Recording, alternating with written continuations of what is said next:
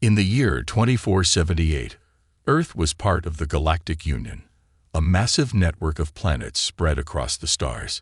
Each planet had its place. Some were known for their armies, others for their resources or advanced science. But Earth was known for its stories, music, and peaceful nature. To the galaxy, Earth was harmless, a quiet planet, a place for art, not war. Many alien leaders even joked, if Earth ever fights, it'll be with poems. But that was before Coralite. Coralite was discovered beneath the surface of Europa, one of Jupiter's moons. It was a glowing crystal, pulsing with strange energy. Earth's scientists found that Coralite could power cities, ships, even entire planets. It was clean, stable, and incredibly strong.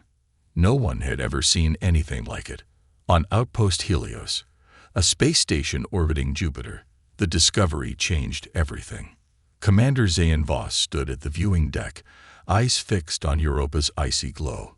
He was 35, tall, with calm eyes and a quiet voice. People often mistook his silence for weakness, but Zayn was not a man to be underestimated. He had studied war, even though he had never started one. A junior officer stepped into the room. Commander Voss, the science team has confirmed it. Coralite is real and powerful, beyond anything we've seen. Zayn nodded slowly. Then it won't stay a secret for long. He was right. Within days, signals were intercepted. Other planets had heard the news. Ships from across the galaxy started scanning the area near Jupiter. Most kept their distance, but one name kept showing up in coded messages: the Draveri Empire. The Draveri were not like Earth. They believed in strength, in control, in domination. Their leader, High Lord Varkos, had conquered more than 30 systems. Where he passed, silence followed. He ruled through fear and fire. And now he had his eyes on Earth. Zayn called a private meeting on Outpost Helios. A few key leaders attended by hologram from Earth. "We need to prepare," Zayn said firmly. "If Varkos comes, it won't be for peace. He'll want Coralite." One council member frowned. "Earth has always avoided war. We can't afford to provoke a superpower." "And we can't afford to be caught off guard," Zayn replied. Silence filled the room. Zayn turned toward the stars. "They think we are quiet. That we'll surrender. Let them think that for now." Far away on the edge of the galaxy, High Lord Varkos watched the reports coming in. His sharp, reptilian eyes narrowed as he read about Earth and Coralite. He laughed, a deep, cold sound. "Prepare the fleet," he said to his second-in-command. "Let's visit the poets of Earth." Back on Outpost Helios, Zayn stood alone, watching the Coralite crystal spin inside a containment chamber. "They call us Harmless," he whispered. "Let's see how long that lasts." Deep in the heart of the Draveri Empire, a dark throne room echoed with the footsteps of soldiers. At its center sat High Lord Varkos, a tall and menacing figure covered in black scaled armor. His skin was gray-blue, and his eyes glowed like burning coals. He was older than most humans could imagine, minus 210 Draveri years. And in all that time, he had never known defeat. A young officer approached him and knelt. "My lord, we have confirmed the reports. Earth has discovered a powerful energy source. They call it Coralite." Varkos leaned forward. "And what do they plan to do with it?" "They keep it guarded, but they are unprepared. Weak defenses, peaceful leadership. They still act like they're safe." Varkos stood, his voice cold and clear. "Fools. Peace breeds softness. Let us remind them what power looks like." On Outpost Helios, alarms blared. Commander Zayn Voss rushed to the control center, where his crew had gathered around the main screen. A large transmission was coming in. The symbol of the Draveri Empire appeared, a red eye over a dark star. Then, Varkos's face filled the screen. "This message is for the people of Earth," he said. His voice was deep and full of threat.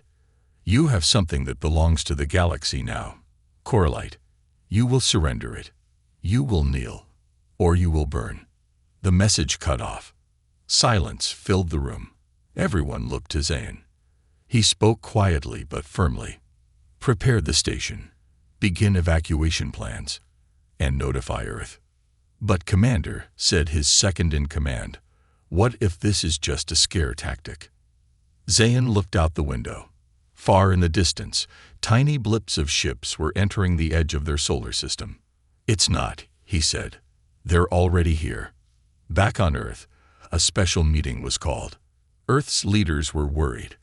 The Galactic Union refused to get involved.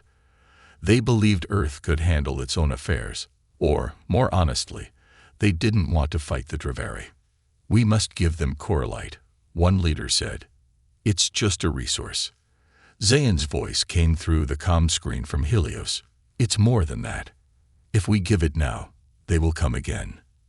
Next time, they'll want the moon, then Mars, then Earth itself. But we don't have an army, another shouted. No, Zayn replied calmly, but we have minds. We have time, and we have something they don't expect. People willing to defend home, no matter the cost. That night, in the quiet halls of Outpost Helios, Zayn stood with a small group of engineers and officers. They were reviewing maps, ship positions, and sensor readings. The Dravari will strike here first, he said, pointing to Saturn. They'll test our reaction. We'll be ready. Ready with what? Someone asked. We have barely 10 ships. Zayn looked up, eyes sharp. We don't need more ships, he said. We need smarter moves. We make them believe we're weak, and then we strike where it hurts. The officers nodded. The mood shifted. They were scared, but they had Zayn, and that gave them hope. Meanwhile, far across space, Varkos prepared his fleet. Set course for the Helios sector, he ordered. I want their little station as a trophy. The stars watched silently. War was coming. The dark sky above Saturn glowed with soft golden rings. Beneath them, quiet but tense, hid a small fleet of Earth's ships, 10 in total. Old models, slow engines, basic weapons. They floated between chunks of ice and rock in the planet's rings, hidden from sight. Commander Zayn Voss stood on the bridge of the command ship Eclipse 1. His face was calm, eyes sharp. He stared at the holographic map showing the movement of enemy ships. The Dravari fleet will be here in 12 minutes, said Officer Rayla, her voice steady but tight. 6 destroyers, 2 cruisers, 1 command carrier. We're outmatched, said a young pilot. Zayn didn't flinch. Not outsmarted. He turned to his team. Remember the plan. We use Saturn's rings to shield us. The ice particles will scatter their sensors. They won't see us until it's too late. Meanwhile, the Dravari fleet approached, cutting through space like blades. At the head of the group flew a long black cruiser, its surface covered in red lights. Inside, Commander Jurek, one of Varkos's most trusted warlords, smiled. Earth sends 10 ships. How insulting, he said, looking at the incoming data. Let's swat them like flies. But as the fleet entered Saturn's orbit, the screens began to glitch. Interference, an officer reported. From the rings, can't get full visuals. Push through, Jurek ordered. This will be over in minutes. He was wrong. Zayn waited until the Dravari ships were deep inside the trap zone. Then he gave the order. All units, go. From behind the rocks and shadows, Earth's fleet burst into action. They moved fast, in pairs, targeting the weaker spots on the enemy ships.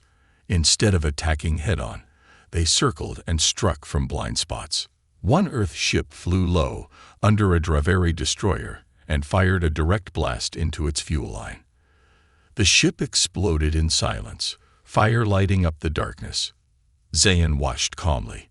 Move to Phase 2, block their exit. More ships swung around, forcing the Dravari into the ring's densest section. Ice chunks smashed into their hulls. Their sensors failed. Confusion spread. They're trying to regroup. Rilla shouted. Keep them off balance, Zayn said. Let them chase shadows. The Earth fleet didn't try to win with power. They used speed, cover, and timing. Every move was part of Zayn's plan.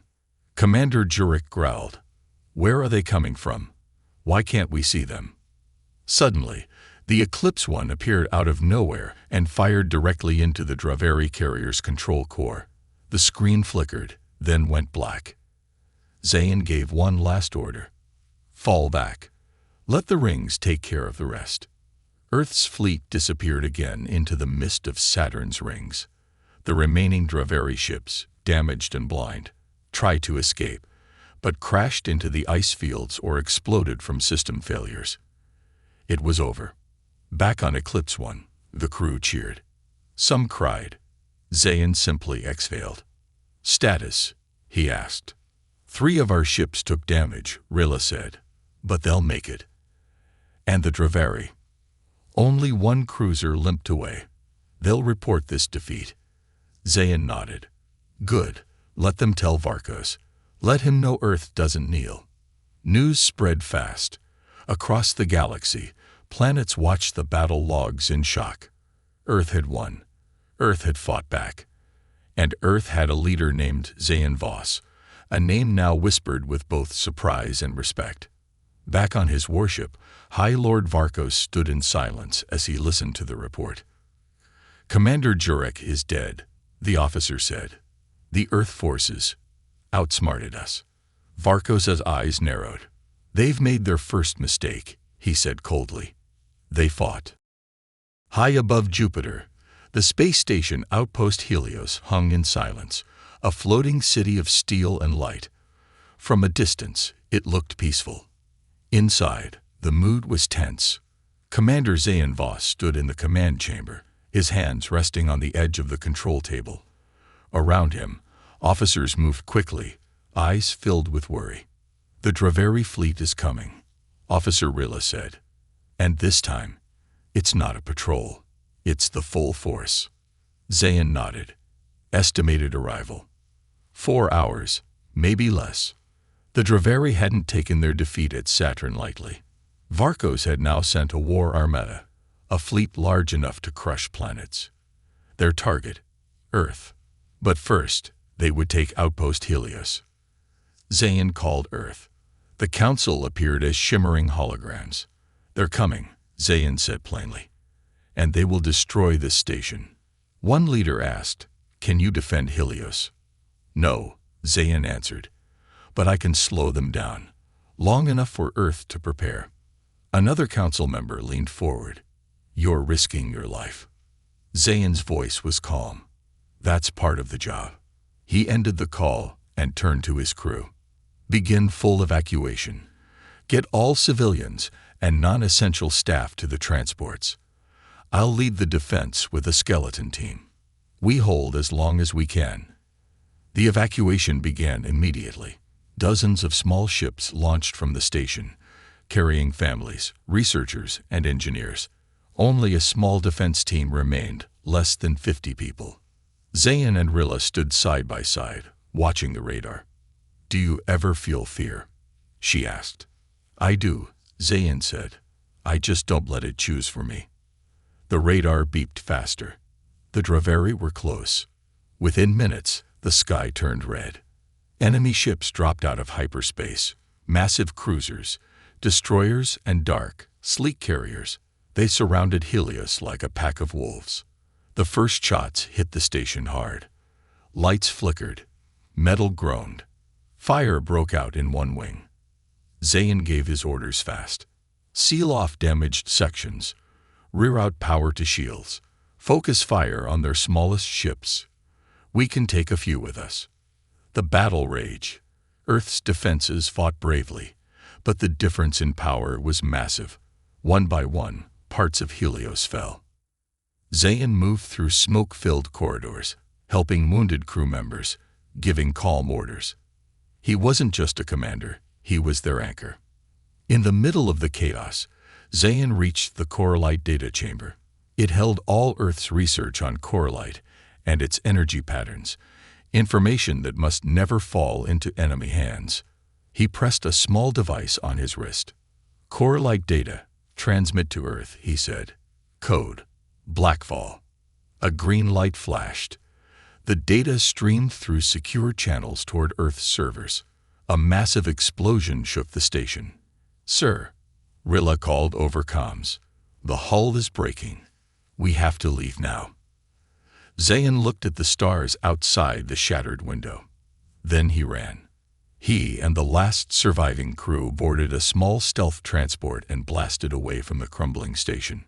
Behind them, Outpost Helios was swallowed by fire and silence. From space, Earth's last outpost near Jupiter was no more. Back on Earth, alarms rang as the Corelite data arrived. Scientists began studying it, decoding something even they didn't expect. Corelite wasn't just a power source, it was a potential weapon. Zayn's transmission played across Earth's top defense channel. "They will come for Earth next. Use what you have. Be ready." In the sky above, Zayn's stealth ship moved quietly through asteroid fields. Rilla looked at him, bruised and tired. "We lost Helios," Zayn replied, voice steady, "but Earth still stands. And now, we know what we're fighting for." Far behind them, High Lord Varkos watched the last images of Helios burning. His lips curled into a cold smile. "Now," he said, "we strike the heart."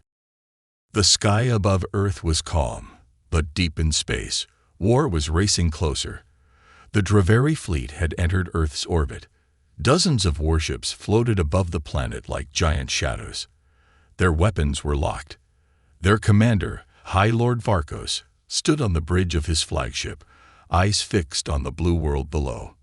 "This is the final act," he said. "Earth will fall today." But Earth was not the same planet it had been weeks ago. In a secret facility beneath the Himalayan mountains, Earth's top scientists and defense leaders gathered. Commander Zayn Voss stood with them. He had returned just 2 days ago after escaping the destruction of Outpost Helios. The room was filled with tension. "Thanks to the Corelite data you sent," one scientist said, "we've discovered something incredible." A large hologram lit up the room. It showed the structure of Corelite energy, calm on the surface, but extremely volatile when charged. "We've turned it into a weapon," the scientist continued. "Not a bomb, but a pulse, a wave that can shut down any energy-based system within a certain range." Zayn nodded. "And the range?" "Enough to hit their fleet." Above the planet, Draveri ships began their descent. Civilian cities were evacuated. Earth's remaining defense ships took position. They were small and fewer in number, but now they had something new. Corelite resonators, devices powered by Corelite, built in secret and installed on key ships and defense towers. Zayn boarded the command cruiser Valor 1, now upgraded with a Corelite pulse emitter. He stood at the front, watching as enemy ships filled the sky. "All units," he said into the comms. "This is Zayn Voss. We do not fight for revenge. We fight to survive, to protect, to remind the galaxy, Earth is not weak." The enemy ships opened fire. Earth's fleet responded. The battle began. The sky lit up with red and blue streaks as lasers flew between ships. Earth's fighters moved quickly, dodging blasts, targeting weak points, and buying time. But the Draveri pressed hard, shields dropping on our outer lines. Someone shouted. Zayn's voice was calm. "Hold formation. Prepare the pulse." Inside the Valor 1, the Corelite emitter began to charge. Lights flickered. The air grew tense. 70%. 80%. On the Draveri flagship, Varkos watched the battle with confidence. "They delay the inevitable," he said. "Crush them." But then, Earth struck. "Pulse ready," Rilla shouted. "Fire," Zayn ordered. A bright wave of blue light shot out from Valor 1. It spread across the sky like a ripple in water. The effect was instant. Draveri ships began to shut down. Lights blinked out. Engines failed. Weapons went dark. One by one, Their ships floated helplessly in orbit. "What is this?" Varkos shouted. His screen went black. The room plunged into silence. Zayn gave the next order. "Target their command ship. Disable it. Bring it down."